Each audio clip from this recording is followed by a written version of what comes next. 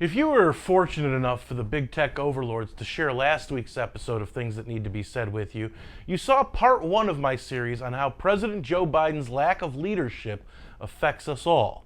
Last week I focused on the border. This week, I'm going to share with you exactly how much more the average American is paying for certain things, important things, that we all need to live. And if you look at the numbers, all of the establishment media's bluster on how Biden is turning the economy around, well, they're right, except it's being turned around in the wrong direction.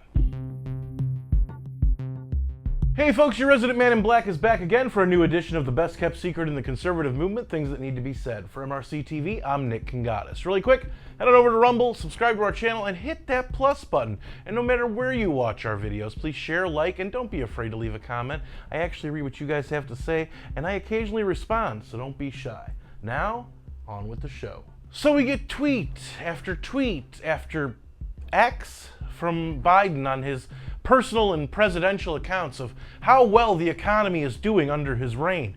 But when you actually look at the numbers, and I did just that, the percentages tell a different story from the seemingly false rhetoric coming from Biden, his regime, and the aforementioned establishment media. Biden tweeted on Saturday that the 3.2% inflation rate is the quote-unquote lowest point in 2 years. However, that's simply not true. The month before, the inflation rate was at 3%, which, if you're all playing the home game, you could probably surmise that 3% is less than 3.2%. And speaking of the inflation rate, when Biden took office in January of 2021, the inflation rate was 1.4%.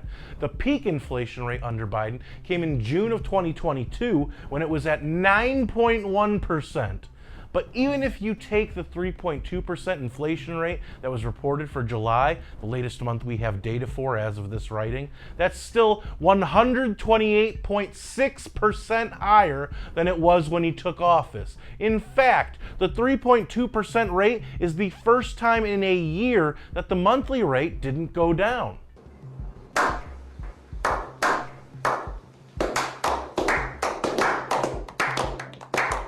Folks, strap in, because that's just the tip of the iceberg. Oh, and for the haters, most of these numbers are from the U.S. Bureau of Labor Statistics. Biden posted this misleading tweet last week with a graphic claiming that energy prices decreased 16% from their peak, and while that may be true, their peak came during 2022. Now, I know Biden barely knows he's president half the time, but even he's got to know he was leader of the free world during 2022.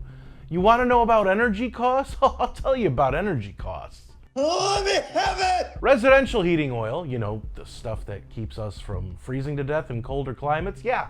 That's up 64.9%, from $2.52 a gallon in January 2021 up to $4.15 a gallon in March 2023. As for the residential electricity rate, the U.S. Energy Information Administration reported that it went up 7.8% just from May 2022 through May 2023, with the U.S. average going from having residents pay 14.97 cents per kilowatt hour to 16.14 cents per kilowatt hour. Thinking of buying a home using the typical 30-year fixed mortgage? Well, that rate, as of July, sits at 7.09, a 156% increase over when Biden took office, when the rate was 2.77. As for some other kind of important items to note that people typically use and need, a gallon of regular unleaded gasoline is up 60.5% if you look from January 2021, again, when Biden took office, through July 2023, where it sits at $3.73 a gallon. But it's actually even higher than that if you take AAA's daily updates to the national average price of regular unleaded, which they report is currently at $3.86 a gallon, over 13 cents more than the Bureau of Labor Statistics number for July. Like to actually get to places using your own car or truck? The price of new vehicles has gone up 20.2% from January 2021 through July 2023. And used cars, those have gone up even higher, showing a 28.5% increase in prices during the same time period. Now you gotta eat, right? Am I gonna eat or am I gonna starve to death? Besides water, food helps you do a little thing like staying alive. The numbers I'm about to give you are again from the time Biden took office through July 2023. Meat, fish, and poultry up 16.4%. Eggs up 36.7%. 32.2% in 2022 alone.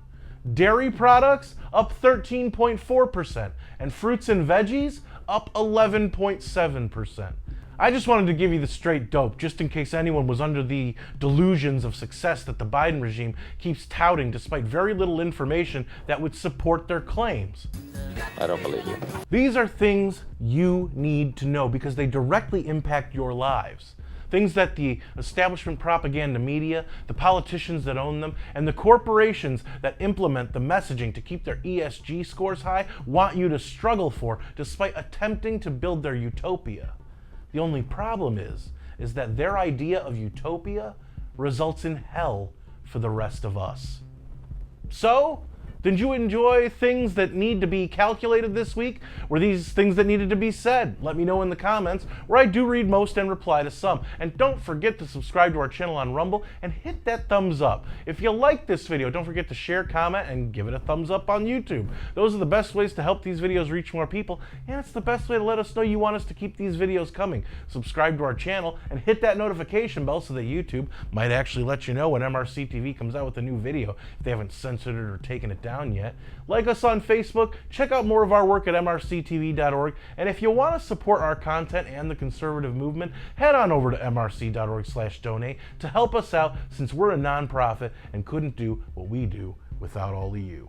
For MRC TV, I'm Nick Kangadis.